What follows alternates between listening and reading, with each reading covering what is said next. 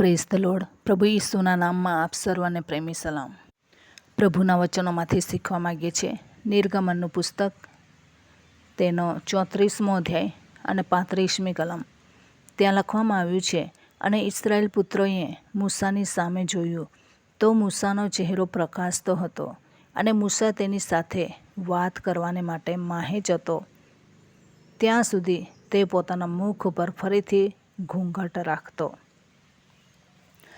લોકોએ મૂસાનો ચહેરો ચમકતો જોયો. આજે આપણો ચહેરો કેમ ચમકતો નથી? લોકોએ મૂસાના ચહેરાને ચમકતો જોયો. આપણા ચહેરાને લોકો ચમકતા જોતા નથી. એનું એક કારણ છે, એક જ કારણ છે કે મૂસા હંમેશા પ્રભુની સાનિધ્યમાં જતા હતા. જ્યારે જ્યારે પ્રભુ બોલાવે ત્યારે એ પ્રભુના સાનિધ્યમાં જતા રહેતા હતા. કોઈ જાતનું બહાનું નહીં કે પ્રભુ આટલા લોકો ઝઘડતા છે, ન્યાય કરવાનો સમય છે, આમ છે તેમ છે, કદી કોઈ જ ફરિયાદ નહીં.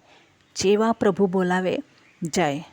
આપણે જોઈએ છે નિર્ગમનના પુસ્તકમાં તો જે વિવરણ આપેલું છે મુલાકાત મંડપનું, એમાં સેમ ટુ સેમ જેવું પ્રભુએ કહ્યું એવું જ એમણે બનાવ્યું. આટલા માપની દીપ વૃક્ષ તો તેટલા જ માપનું, આ લાકડાનું તો એ જ લાકડું. એ લોકો તો મુસાફરીમાં હતા, કેવી રીતના એ બાવળાનું લાકડું શોધવાનું, પરંતુ એ લોકોએ શોધ્યું અને પ્રભુએ કીધું હતું તે પ્રમાણે એ મુલાકાત મંડપ બનાવ્યો. મૂસા એ આધીનતામાં જીવવાવાળા હતા. કોઈ અધિકારીની નહીં, કોઈ આગેવાનની નહીં, પરંતુ પ્રભુની. આગેવાનો અને અધિકારીઓને આધીન રહેવાનું છે, પરંતુ એના ઉપરવટ પ્રભુ છે, અને પ્રભુને ગમતું આપણે કરવાની જરૂર છે.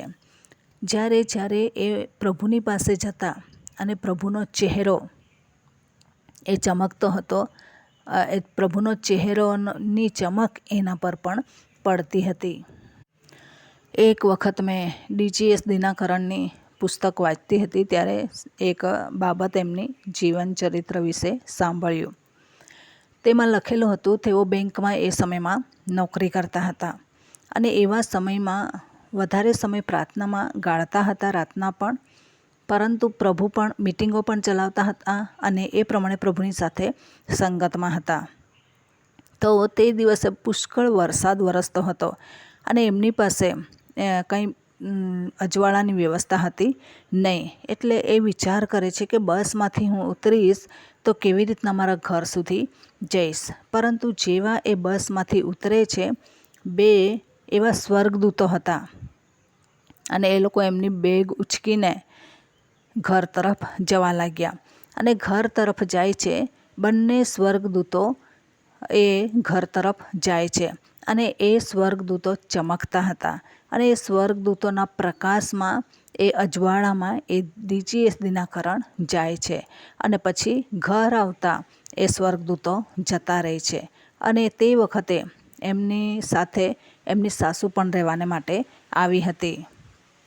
અને એ સાસુએ દરવાજો ખોલ્યો, કેમ કે એમને ત્યાં નાનું બાળક હતું, અને એના લઈને એ સાસુએ દરવાજો ખોલ્યો. તો એ બહુ વિચારમાં પડી ગઈ, અને એને દરવાજો ખોલે એના પહેલાં જ જોઈ લીધું, ચમકતો ચહેરો હતો DGS દિનાકરણનો. એટલે સ્ટેલા દિનાકરણને કહેવાને માટે જાય છે, અને એ પ્રમાણે એ લોકો બંને બહુ જ વિચારમાં પડી જાય છે કે આટલો ચમકતો ચહેરો. અને પછી તેઓ અંદર જાય છે.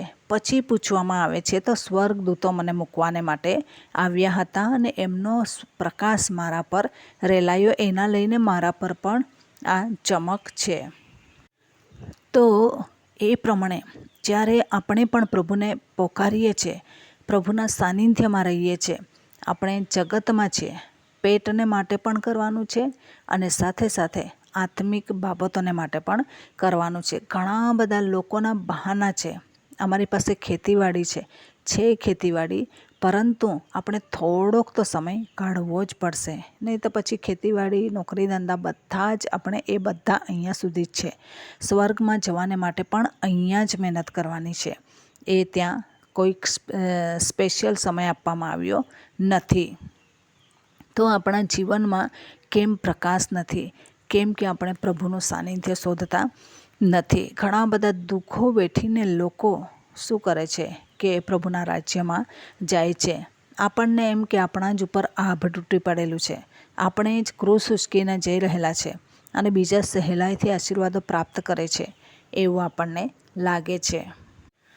પરંતુ એવું નથી. જ્યારે પ્રભુનું મુખ આપણે શોધીએ છીએ એવા સમયે કોઈ પણ જાતના પ્રોબ્લેમો ત્યાં નોર્મલ થાય છે. પરંતુ આવા દુઃખોના ટોપલા લઈને ફરતા રહીએ છીએ. કદી કોઈને જણાવતા નથી, સાથે પ્રાર્થનામાં પણ બેસતા નથી. ઘણી વખત મને અમુક લોકોના વાતો સાંભળું છું, મને બહુ ગુસ્સો આવી જાય છે, પરંતુ પછી રહેવા દઉં છું.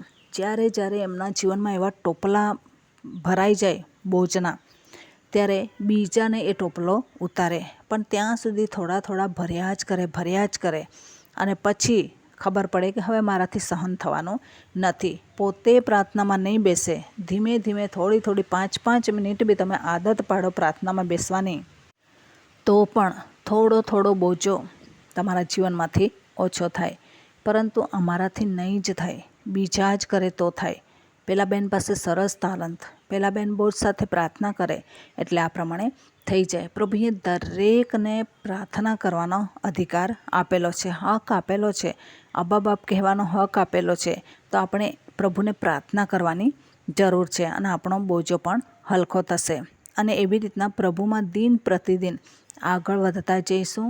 દુનિયાની જે બાબતો છે, મેલાઈ છે, દુષ્ટતા છે, એ હટતી જશે અને આપણા જીવનમાં પ્રકાશ આવતો જશે.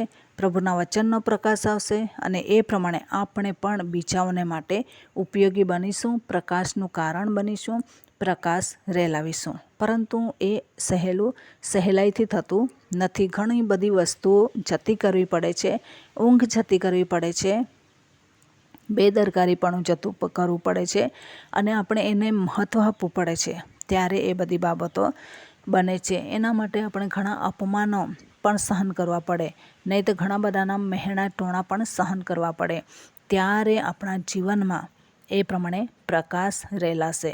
બાકી એમને એમ રેલાવાનો નથી. મૂસાના ચહેરા પર પ્રકાશ હતો, આપણા ચહેરા ઉપર પણ પ્રકાશ રહેશે. પરંતુ ક્યારે? જ્યારે યહોવાને જોઈશું ત્યારે. ગીત શાસ્ત્રમાં દાઉદ ભક્ત કહે છે, તેની તરફ જુઓ અને પ્રકાશ પામો, એટલે તમારા મુખ કદી ઝંખવાણા થશે નહીં. ઈશ્વર તરફથી જોવાથી ગેરંટી સાથે વચન કહે છે, દાઉદ ભક્ત કહે છે કે તમે ચોક્કસ પ્રકાશમાન થશો. પરંતુ આપણને ઈશ્વરને જોવાની પડેલી નથી.